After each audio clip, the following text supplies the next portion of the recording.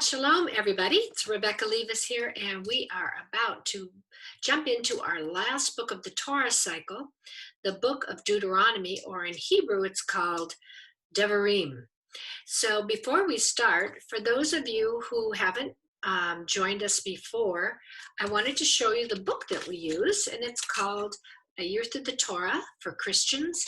It's the 5 books of Moses cut up into sections, and each section is called a Parashah. It comes from the word Parash, which means to seek out and to dig out. Many times when you study your Bible, I always say it's like we sometimes as Christians go through the Word of God kind of like a plow going through a field, and we miss so much. But when you slow down and you go through that same field with a hand trowel, you start digging out things that are so beautiful and wonderful that you'll be glad that you took the time to study and to slow down and to look at each word. And especially, I always encourage my students to look up the verbs and see the action words. What's so fun about Hebrew is that their whole language stems from verbs or actions. And so every word or every noun gets its root from the verb. And so this is the way that language works. Show me what you're doing, and then I'll give you a name. And so that's very much like the words of the scriptures today that we're going to study. It starts this book, these are the words. And they're the words that God is going to share with Moses right before he dies. And if you'll remember last week, they were right at the border of the Jordan, in the plains across from Jericho. And 3 tribes decided to stay on the right side of the Jordan because they had more land. And the other tribes were going to go across and step into their destiny, the promised land that God promised to Abraham, Isaac, and Jacob. So a lot of drama going on. Aaron has died, Miriam has died, and now Moses is 120 years old. And our story begins here. And people say Deuteronomy is the book that outlines the other 4. So let's get started today. We'll start, as we always do, with our Hebrew prayer. And let me share the screen, and we will say the prayer that is said prior to Torah study by Jewish people all over the world. The unity is so beautiful. Let's say the prayer together. It's in the blue. Baruch atah Adonai, Eloheinu melech haolam, asher kiddushanu b'mitzvotav, v'tzivanu la'asok b'divrei Torah. Blessed are you, O Lord our God, King of the universe, who sanctifies us with his commandments and commands us to busy ourselves or to immerse ourselves in the words of Torah. Amen. Amen. So let's busy ourselves and get busy. So today we're starting the book of Deuteronomy, or Devarim. And it's one of the 5 books of Moses. It's the last one, or the 5th. And the Haftorah portion, for those that don't know, is they take a subject that's similar to the Torah portion, and they tie it to a prophetic prophet scripture that's very similar in meaning. And then they also do that, as Messianic Jewish people do. They show the New Testament and how Jesus and many of his apostles always taught principles that were found in the Torah. Because remember, they didn't have the New Testament. So everything they taught, everything they said, everything they did springboarded from the Old Testament. And many people say, if you don't understand the New Testament, go to the dictionary, which is the Old Testament, and you'll find the meaning there. So it is foundational to study the Old Testament. You can't understand the New Testament fully unless you understand where you came from. It's like starting in the middle of a movie. They jokingly say Gentiles went to graduation and missed all the education. And the Jewish people had all the education and missed graduation day. I like that. So today we're starting in Deuteronomy, and we're going to go to chapter 3, verse 22. So let's get started. So Devarim means words, and it comes from this verb, devar. And devar means to combine separate items into one. Now, isn't that what a sentence is? I'm going to put my glasses on so I can see better. Oh, there. Wow. Okay, so when you take your thoughts and you put them into a sentence, you're gathering parts of thought and you're putting them into speech. And so because you're doing that, you're making words. And the words are combinations of your thoughts. So these are the thoughts of God given to Moses, and he is going to repeat them to his children, the Israelites. So I wanted to show you, whenever you see this green here, it's showing you where to find these verbs when you look them up yourself. And so we use the etymological dictionary of biblical Hebrew, and you can look up the word here and find it on page 46, and it's the first word. So that's what the green is. So it's the word Deuteronomy. In Greek, it's Deuteronomy. Say it fast 3 times. Deuteronomium, which means to repeat or repetition. So you see, God is having Moses repeat to these stubborn children who've done the same thing over and over and over. And isn't that how parents teach their kids? Is we have repetition. So this is the book of repeating. Did I make myself clear? Let me repeat it. Okay, Moses was repeating all the words that God spoke to him at Mount Sinai or Horeb. So this book is like Moses' last will and testament. These are the words that, if you were going to die, what would you say to somebody that you wanted to leave them with the most important words or thoughts that you could ever have? And they would be something that came from deep within, something that was personal and meaningful. And so this book is a personal, meaningful repetition that Moses is pleading, teaching, encouraging, exhorting repetitiously how God wanted his children to live once they stepped into the promised land. So that's what this book is about. So the book of Devarim reads really much like a covenant agreement in ancient times. It begins with a preamble. There's a brief statement by God, and then there's a prologue. He explains where they've been, what the problems were, how God handled it, etc. Then he goes into the covenantal obligations, which are the agreements between God and the people, and then the consequences. If you obey, here's the blessing. If you disobey, here's the consequences. And then the book of Deuteronomy or Devarim ends with a conclusion. In other words, what will be the result? So the rabbis say that Parashah Devarim is the longest rebuke in the scriptures. And what I love about how God rebukes us is that with every rebuke, there must also be encouraging words. And that is how this book ends. And I like that, because when you end with something positive after you've rebuked somebody, it saves face for that person. In other words, you're saying, you're more important to me than all the mistakes you've made. And isn't that what God says to us when we make mistakes? Is he says, yes, you did it. Yes, there's consequences. Yes, some of them were bad. Yes, you did some things right, but you still matter to me. And I want the relationship. Isn't that what the Bible is all about? Relationships. The Bible isn't a book of science. It's a book of relationships. So today's parashah is called the Shabbat Chazon. Now, Chazon is another verb, and it means to have a vision. And so it's giving the children God's vision and purpose for them. Now, that root word is found on page 77, and the root word is chazah. And so this is a season of vision and warning to Israel. He's speaking also of the visions of Jeremiah and Isaiah when they say Echa, or how. That's the word for how.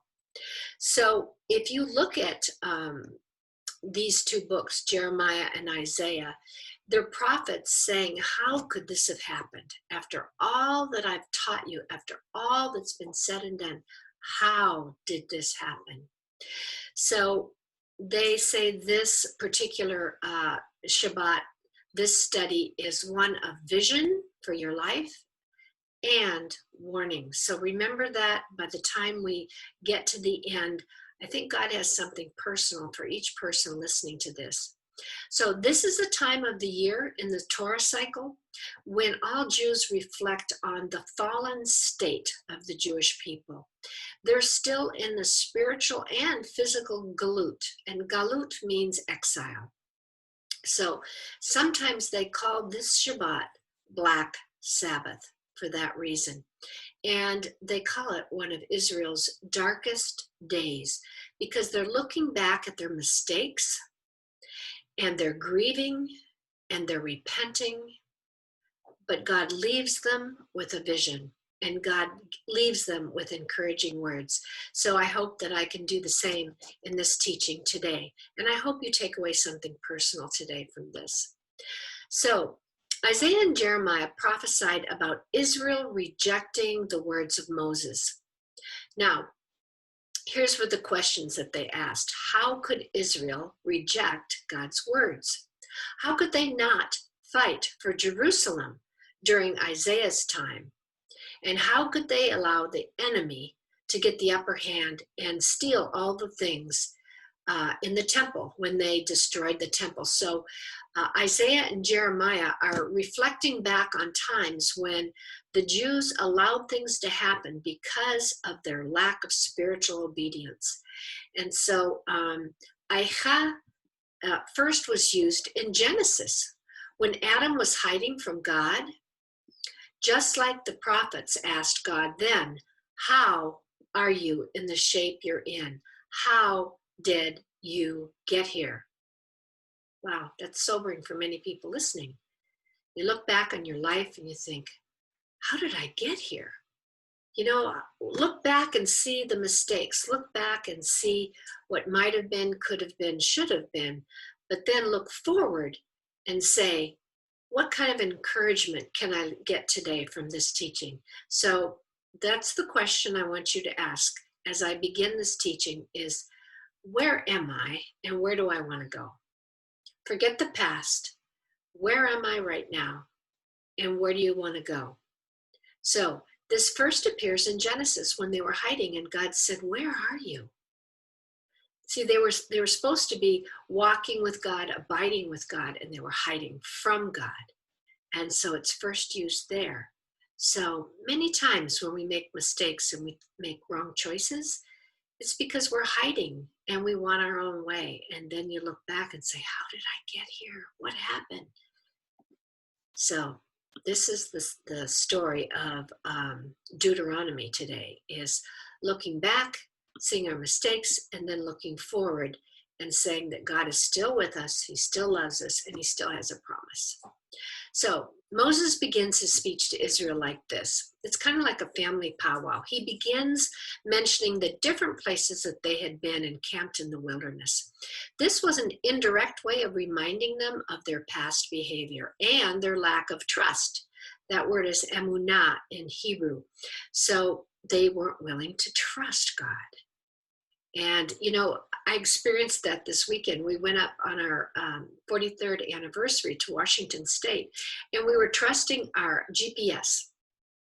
And we were like feeling like, oh yeah, we're going along right. And all of a sudden I go, this doesn't look right. Wait, this looks very unfamiliar. I think we're going the wrong way. Turn right here, honey. And then my husband would turn and we'd be lost. And I didn't listen to the GPS because to me, it didn't look right. So that's how man is. You know, we look at our life situation and we go, wait, this doesn't seem right. This can't be God. This can't be God leading me. I think I'll make my own decision here. Well, it didn't turn out so well for the Israelites. It didn't turn out so well with us on our anniversary. But we learned on the way back to listen to the GPS, and we got right to the airport. So there you go. So I had to practice what I was preaching. So he mentioned all the places that they had camped because those places were like buzzwords. He didn't have to go into great detail. I think if you could look back on your life, you could find times in your life where somebody would say something and you say, oh yeah, and then all the memories come back of those particular times. Examples: Woodstock, Vietnam, Watergate, 9/11. See, these are buzzwords. And so this is what Moses is doing with the children of Israel. He's saying Kadesh Barnea, Sukkot, Shechem. And they're thinking, oh yeah, that's when this happened. And oh yeah, that's when we didn't try. Oh yeah, that's when God brought water from the rock because we didn't believe and we were grumbling and complaining. So he's taking them back through their personal history and letting them have a little preview. It's what they call a spiritual trailer. I don't have to watch the whole movie. Here's just the trailer. So that's kind of what Moses is doing at this point. So after 40 years, you know that Moses knew these people intimately, and he wanted to now just basically speak to each person personally. I could imagine while he was speaking and he would give these cities and names, he would look at the person perhaps who instigated all that, or he'd look over at the family that started the mumbling and groaning. And don't you know the weight of that guilt was weighing on them? And he wasn't doing it to shame them necessarily, but he wanted them personally to take responsibility for the choices they had made. Boy, that's important, isn't it? So Moses has also gotten to know himself during this journey.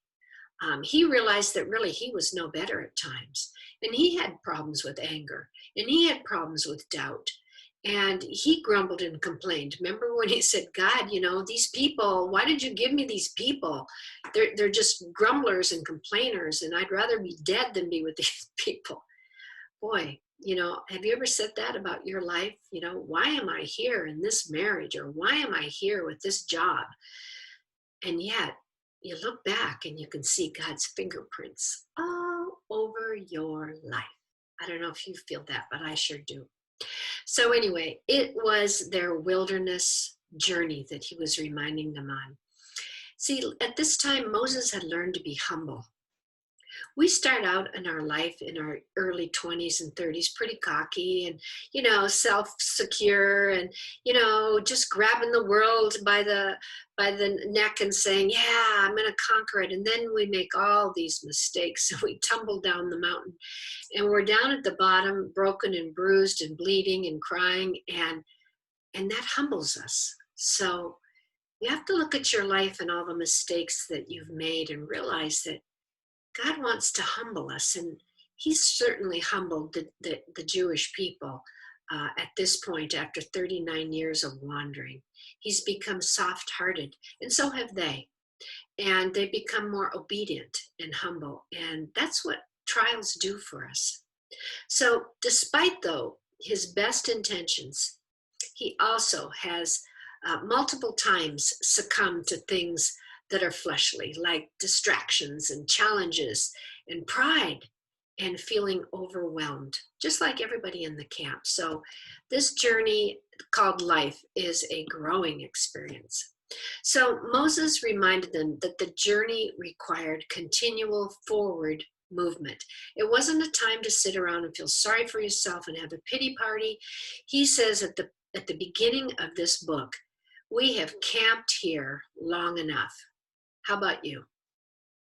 Are you in a place where you find yourself going round and round in the same thought process or same attitude towards somebody and the same maybe jealousy or hatred even or unforgiveness?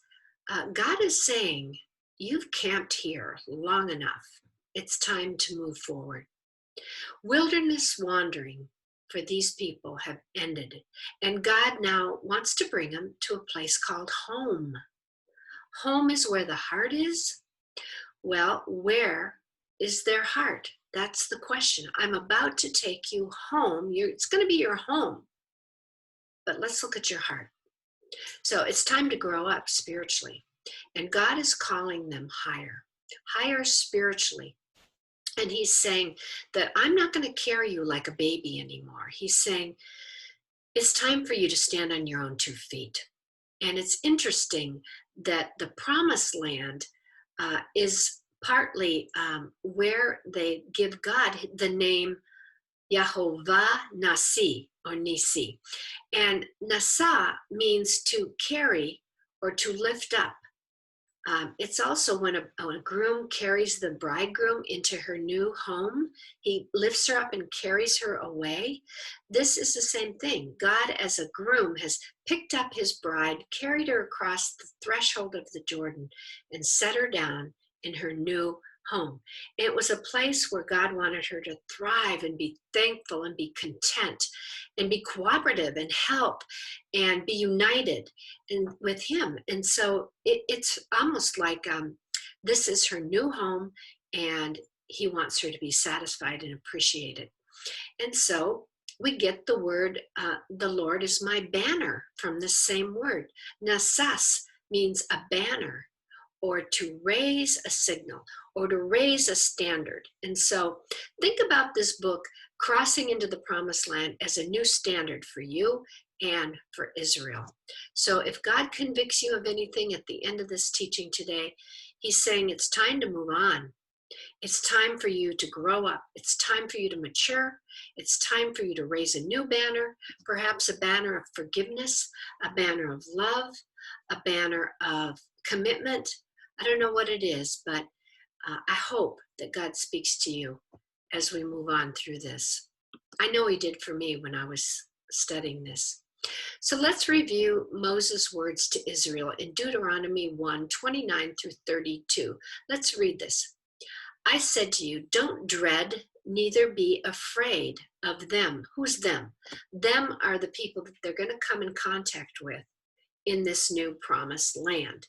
They still had some fighting to do. And of course, anytime you're going to be content, you're going to have to fight some enemies like doubt, enemies like fear. What will they say if I do this, or what will they think of me if I change? What will the obstacles be? And so God is encouraging them here, and he says, don't dread it. Don't be afraid. The Holy One, your God, will go before you. He will fight for you, according to all that he did for you in Egypt, in Mitzrayim, before your very eyes, and in the wilderness, where you have seen how the Holy One, your God, carried you as a man carries his son, in all the way that you went until you came to this place. Think of your life. Look back. Look at all the places that you've been. And God was there with you, carrying you the whole time. Yet in this thing, you didn't put your trust in the Holy One, your God. And trust here, we get the word, remember I said trust means emunah. It comes from the word aman, which means to place your faith in, or to lean on, and to trust. So God is saying, don't forget, I'm with you. I'm going to fight for you. I go before you, and you're going to need to trust me. So the book of Devarim is also like Moses' testimony, or a peek into his own personal life journey. So as he looks back and he names all these places, he's also thinking of himself. And you know what? You could look back and just put your name here in this story, and it would be very similar. It's very similar to mine. So I rephrase this as if it was my story. So if I was going to tell somebody my story, I would say, I began my journey and was saved from death spiritually. This would be like Pharaoh's hold and grip on the people. And then I was baptized through the waters. In other words, I was born again. That was their crossing of the Nile. They were baptized through the water.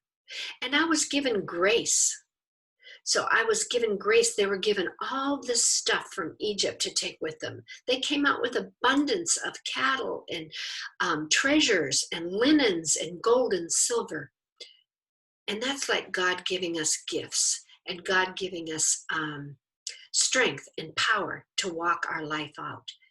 And I did have some difficult times in my life when I wandered away from my homeland.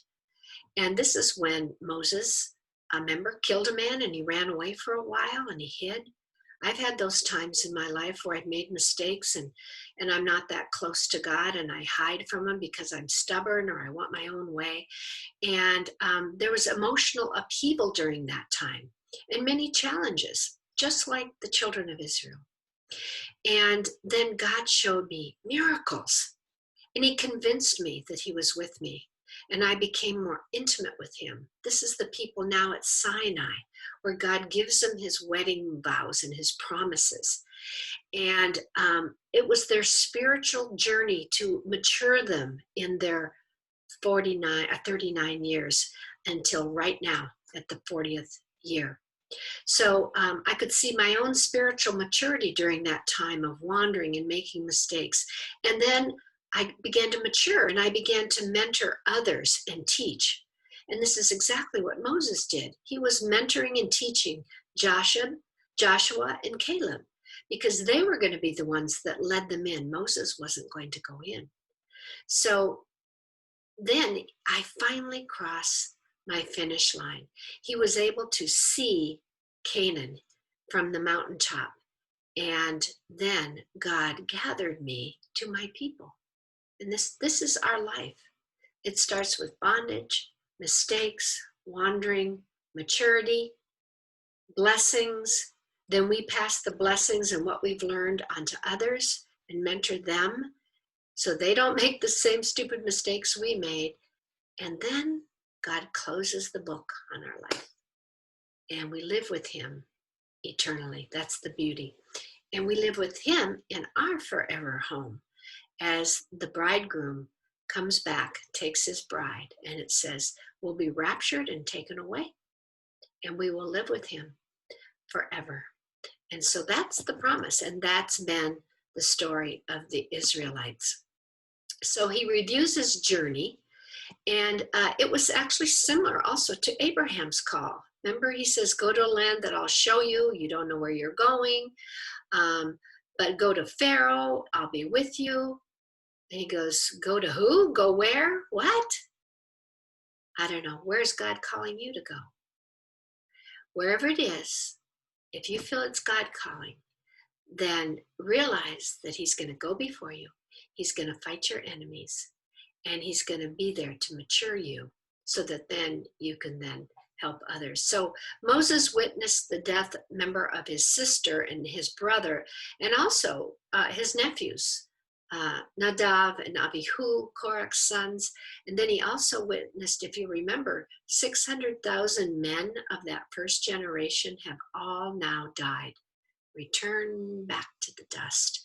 And the words Devarim from Adonai have been received now by this next generation. And now they must be transmitted again to those following them. So it's just like tag, you're it, the next generation, and the next generation. So repetition is good, right? That's how God directs his people. So that's why we read through the cycle of the Torah year after year. We keep reading God's word. It's never the same. We're never the same.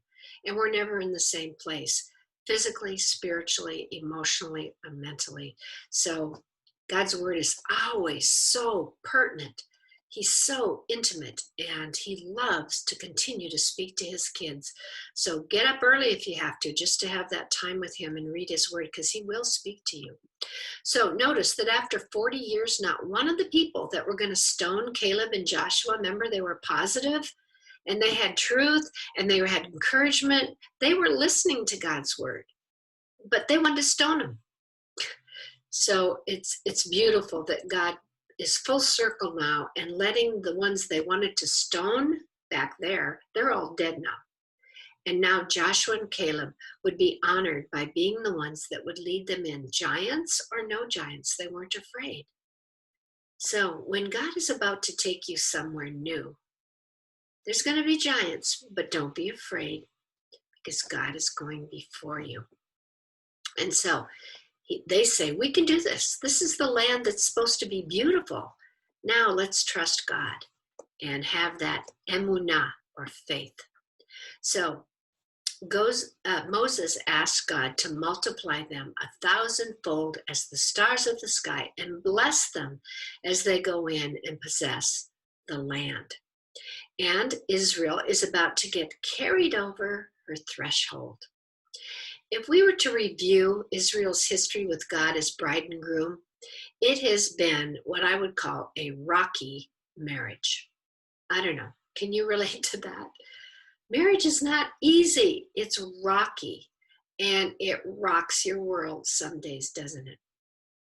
We have seen many of the same things as we're in covenant relationships with our spouses or even with a friend, especially in today's culture. It's not easy. There's disappointments, lack of trust, grumbling, complaining, personal loss, rebellion, and resistance to leadership. Sound familiar? I don't know about you, but I've been in every one of those places in my marriage and in some relationships with friends. And my prayer is always to have God reconcile us and to want this intimacy and to be willing to lay down your agenda and be vulnerable. And that's what vulnerable means. It comes from the Latin word vulnare. Vulnare means this: to be willing to be wounded for the sake of the truth. Wow. That's vulnerability, where you have to let the walls down and you have to hear things that sometimes are hard to hear. And you have to let them go in and soak into your heart and let them just stay there for a while. It's like pouring through a sift, and it has to go through the sieve and it has to sink down and let God get a hold of those thoughts and ruminate on them. And then, boom, taproot of truth goes down. And suddenly there's new growth and new attitude and a new willingness to continue on. And boy, I've recognized that in my own life, where there were times when I wanted to chuck everything. And God said, we're going to talk about you first. And you're like, oh yeah, me? Yeah, oh, you mean I'm stubborn? You mean I'm selfish? You mean I want my own way? Oh, yeah, well, let's deal with you first, Toots, and then we'll deal with the other guy. I'm just being honest. I think you can all relate, right? Okay, so the rabbis say that that bad report from the spies at Kadesh Barnea cost the entire generation of people. Remember their song of redemption at the sea, and they were all so happy. It's like when you first get married, it's like, oh, la, la, la, oh, love of my life. And then you get into the marriage, year 5, year 10, year 15, or whatever, and your song changes, doesn't it? So here's the same thing. Here's the people. You and your loving kindness have led the people that you have redeemed, la, la, la, la, la. And then the song changes to a song of hatred. The spies come back and they start saying, well, it's because the Holy One hated us. He's brought us out here. We want to go back to Egypt. Boy, did their song change, right? This is typical behavior, by the way, of us. When we're disappointed or discouraged, we forget the many benefits and we tend to focus on those things that are wrong.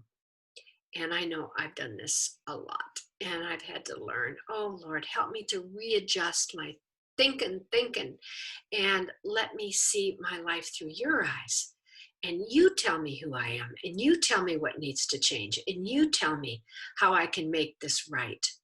And then be willing to be changed.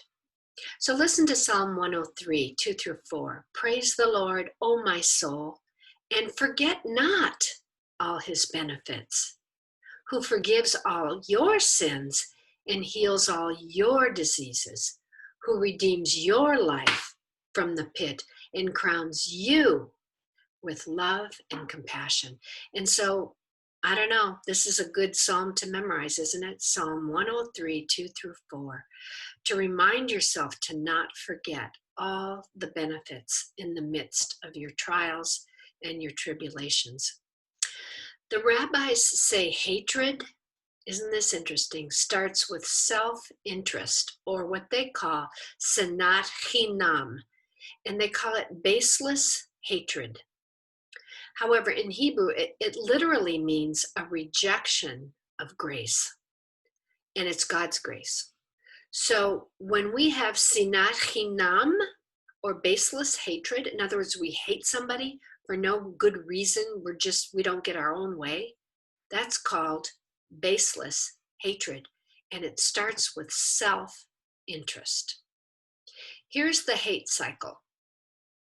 Okay, it starts with self-interest. Now, self-ambition is competition. I'm competing with somebody else to lead and to have their own way.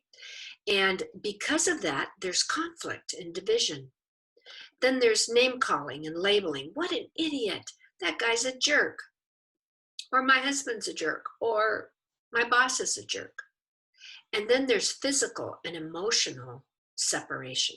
The intimacy is broken and walls go up. Then there's alienation and isolation. You go in your room, you slam the door. I'm not talking to him till tomorrow. It does nothing to change the situation. All that does is isolate people. And you get the victim mentality. Oh, poor me. If they would only change, then my life would be different. And sometimes God grabs us by the collar and he says, no, we're going to talk about you first. I hate it when he does that because he's always right. So sinat chinam does not start with hatred of somebody. It starts with self-interest. Boy, look at our world today. Is this not our world? Oh my goodness. You could almost just sit in front of your TV with this one slide and go, boy, we're no different than the people from beginning of time, way, way back, thousands of years. So Parashah Devarim coincides with what they call the fast of Tisha B'Av, the 9th of Av, when Israel, this is not a holiday, but a day of remembrance, where Israel mourns, and they mourn for 5 specific things during this time. The sin of the spies for being negative, the destruction of the first temple. In other words, if you look back on what might have been a time of intimacy, you've destroyed it. Then there's a second temple destruction. God gave them another chance to build another temple and to get it right, and they still didn't get it right, and they were taken off into exile. And then they also grieve over Bar Kokhba revolt, and this was around 135 CE, when a group of Israelites tried to revolt against the Romans, and it ended in a disaster. And then also, they also are mourning for when Jews were in exile and kicked out of countries like in England in 1290 CE, Common Era.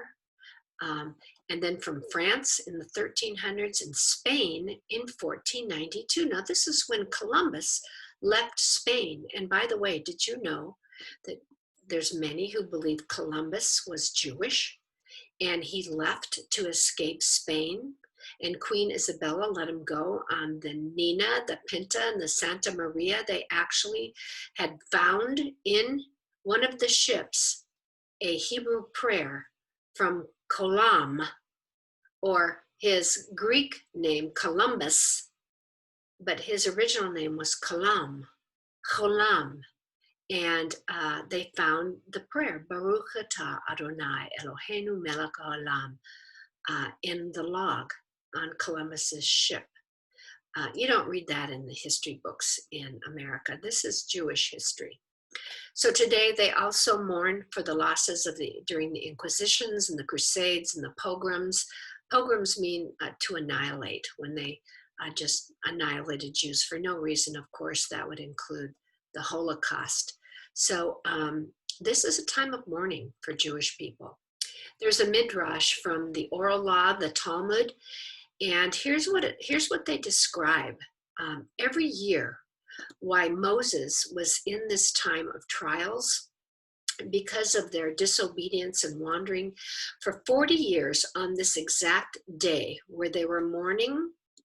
The 9th of Av, Moshe said to the Israelites, go out and dig. And they say that the men would go out and dig their own grave. And in the morning, every year during these 40 years of wandering, they would lose 15,000 of that first generation. They died in the desert every year on the 9th of Av. Moses had them dig their own grave, and if they were found guilty before God, they would not rise from their grave. And so every year, 15,000 died until the 40th year. And you know what happened? In the 40th year, when they reached the promised land and Moses had them dig their graves on the 9th of Av, no one died. And they thought, oh, maybe we calculated wrong. So they waited for the next full moon on the 15th and to see if maybe they got their dates wrong, and discovered that they were right. They were right. And so now they declared the 15th of Av as an actual day of celebration. And so I find that interesting that on the 40th year, they all got up from their grave. Now, think about that. Think of the symbolism there. Isn't that what the Messiah promises to do when he returns? Those who are dead will rise from their graves to no longer see death. That's amazing. That resurrection and no longer dying in their graves is related back to this time of mourning when they were dying in their graves. See, that's what the Messiah came to do, is to set people free from the fear of sin and death. And so that's related back to this time with the wandering. So God uses our personal sin as a potential springboard. So you can look back at your mistakes and say, Lord, use those things in my life as a springboard for new opportunity, for a work of cleansing before God, and a time of healing and restoring those things that we lost in our life. God wants us to see our lives the same way. And so look at Micah 7:8. Do not rejoice over me, my enemy, because I fell, for I will rise. Because I sit in darkness, the compassionate one is a light unto me. So, wow, right there, the last book of the Tanakh, the Old Testament, is saying, don't rejoice just because I've made mistakes and my life has been difficult. Because if God's going to go before me now, he's going to be a light. He's going to show me a new way to live and a new way to walk with him.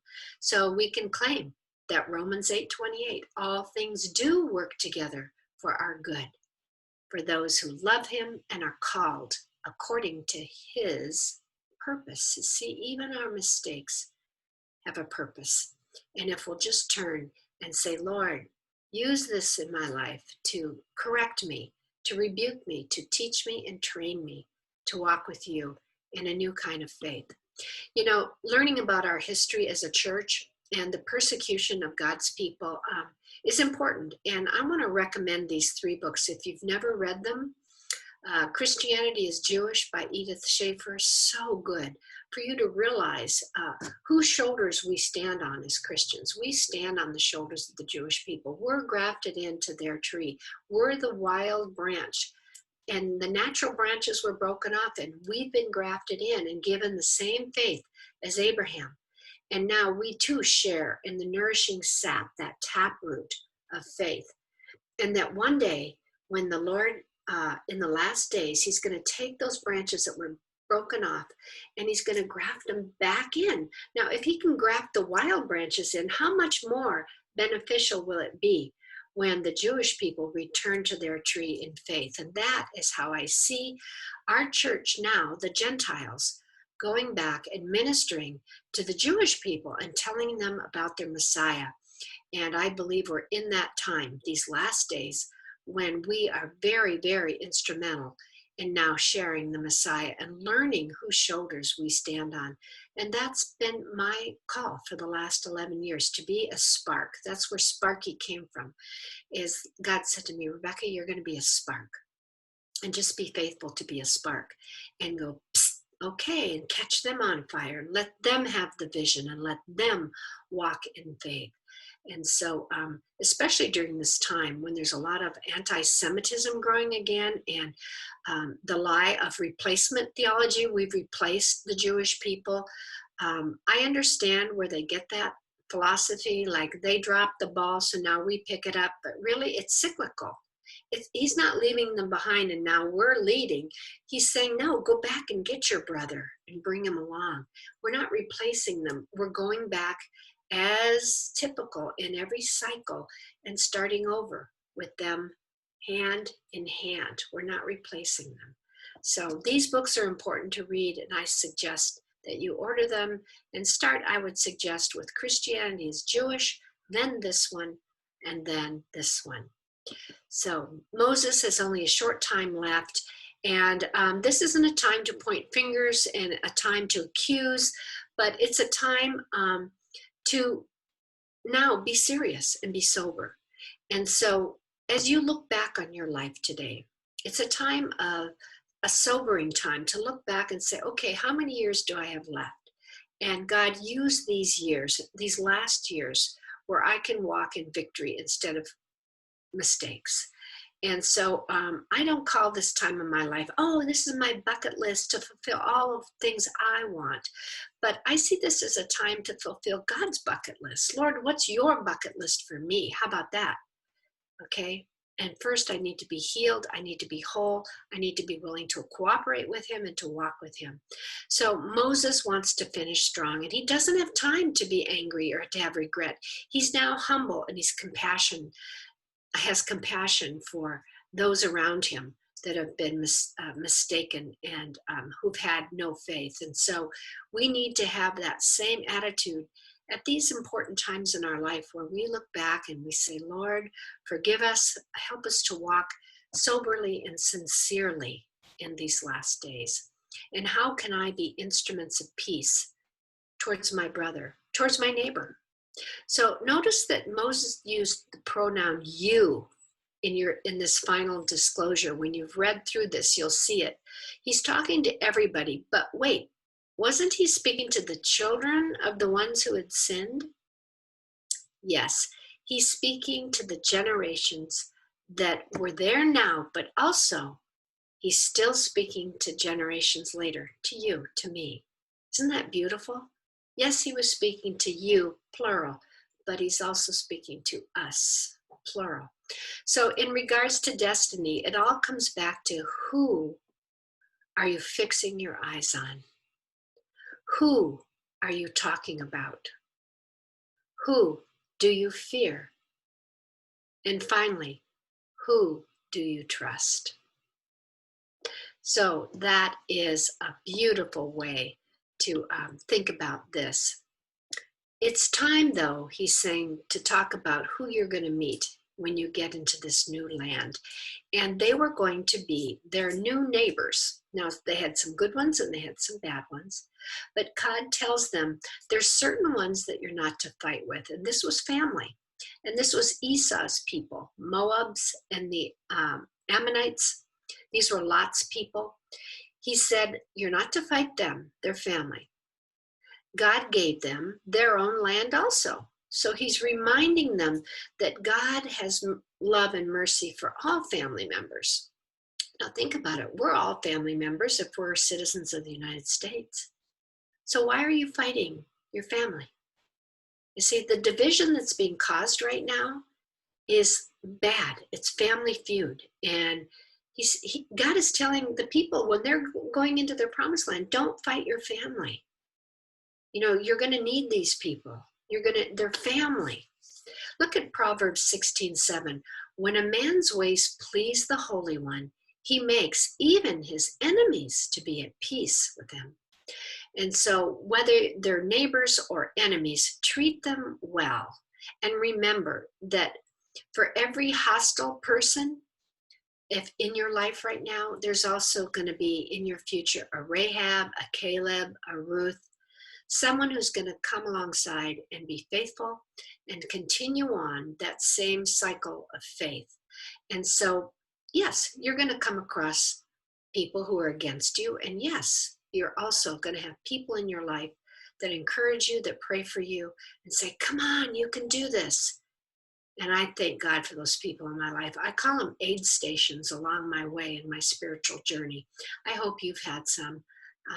That's why I always say, find a good church, find people you trust, find people who will pray for you and are like family. You're never alone wherever you go.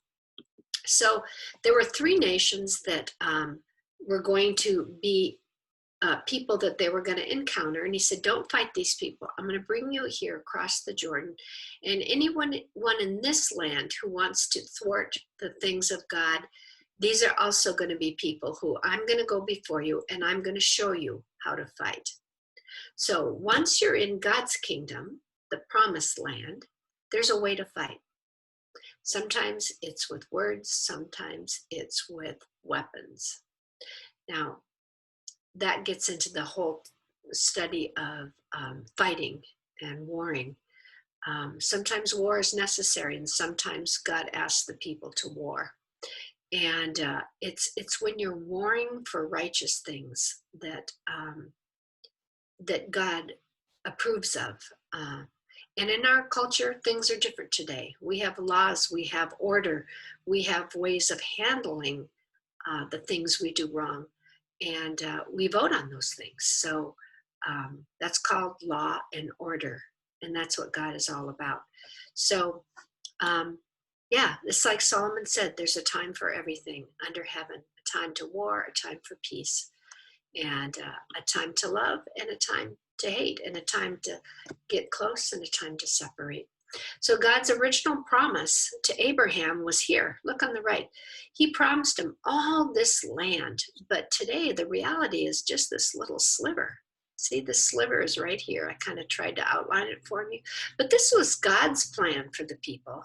But this is how it turned out. And many times you have to believe it's because of that wandering and unwillingness to trust God. They could have had all this.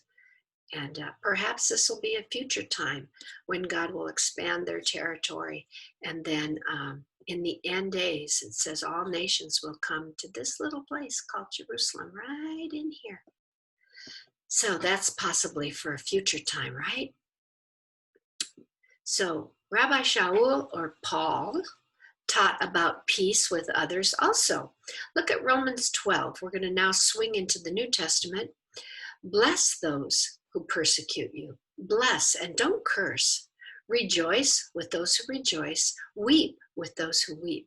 Be of the same mind toward one another.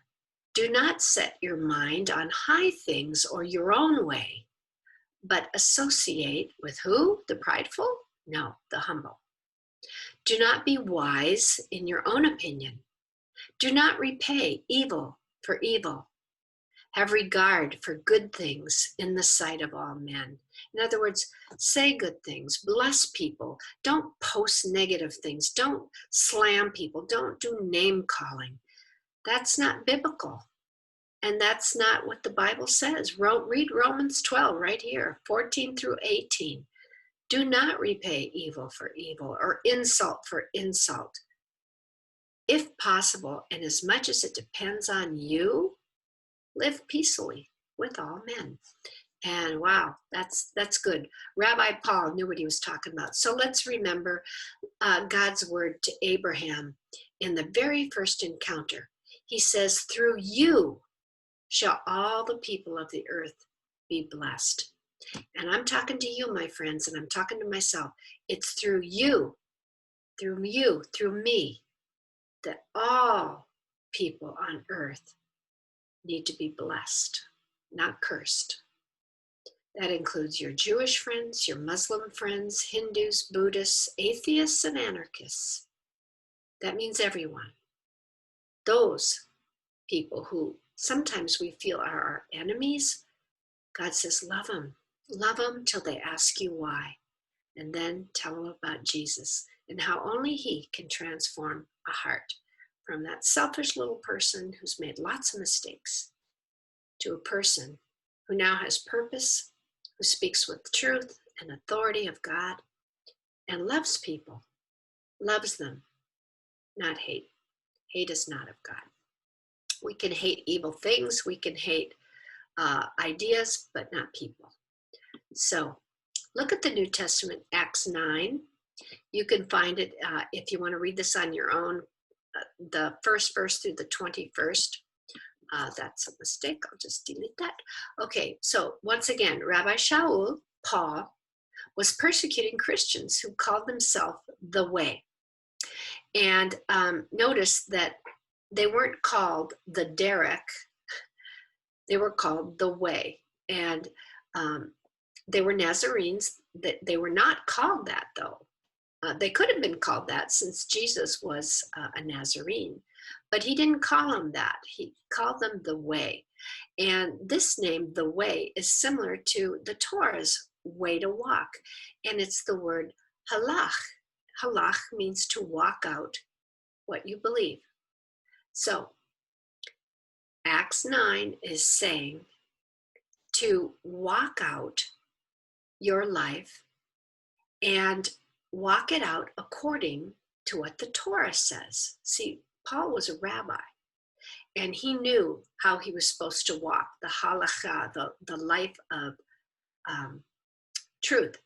Now, in order to get there, he had to make mistakes. And so he was out persecuting the very people that he would end up actually leading. And you know about his road to Damascus, how God blinded him and dragged him off to a town, and he was blind for 3 days until God opened his eyes and helped him to see his past mistakes, and he became one of the greatest of all time. But he needed that little experience, and sometimes God does need to knock the feet out from under us in order to have the light be brought to our eyes, the light of truth, and to look at our own mistakes and to be humble and to be willing to admit it when we're wrong, and to take off blinders that have blinded us in keeping us from loving other people. So I'm going to leave you with something to think about. If we're to love our neighbors, who are our neighbors and who are our enemies?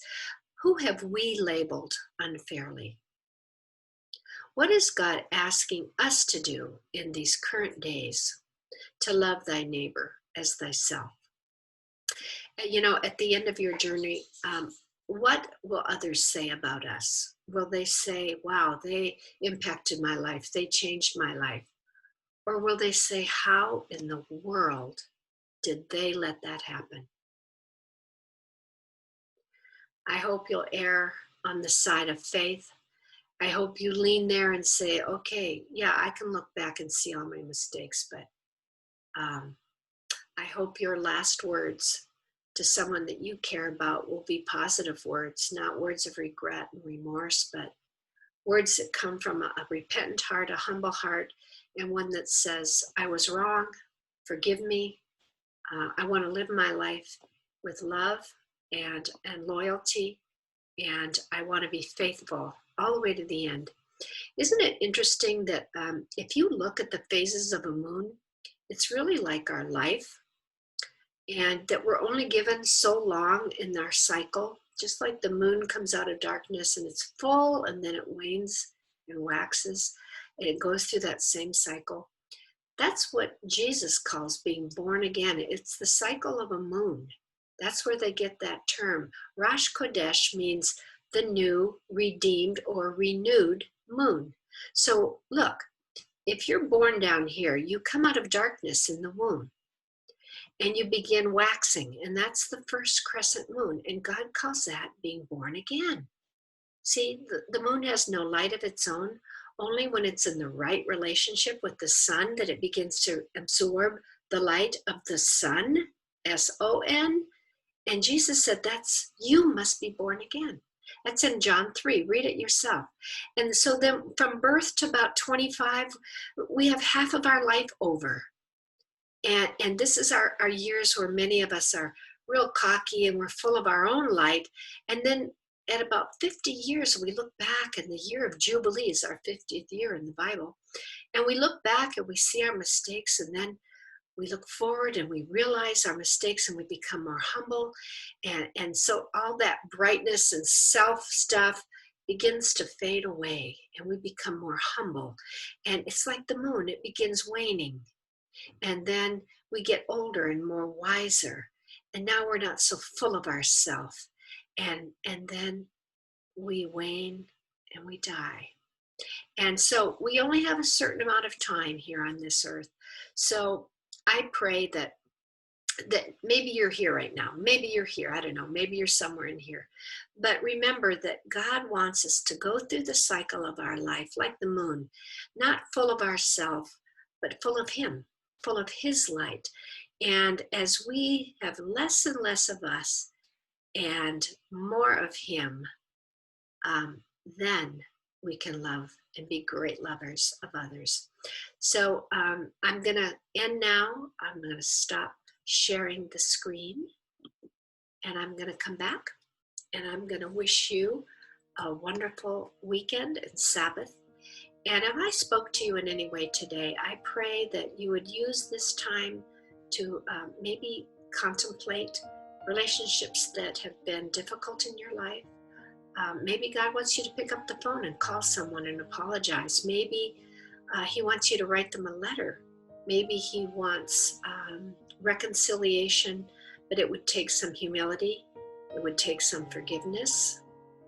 I don't know what it is in your life, but whatever it is, I just want to say that I pray that God gives you the courage, and I pray that God fills you with a peace as you go about to make reconciliation. And I pray that He would give you the words to say. Sometimes we walk into those situations and we don't know what I'm going to say. And I've been there where I've just said, Lord, I'm going to go. I'm going to do this out of faith and obedience. I don't know what I'm going to say, but you're going to let me say it when I get there. And it's been some of the most beautiful, meaningful times in my life. So I pray that you'll go in faith and not in fear, and that you'll reconcile and love your neighbor as yourself. So Shabbat Shalom, God bless you, and I'll see you next time on Sparky's Torah Time. God bless you. Bye.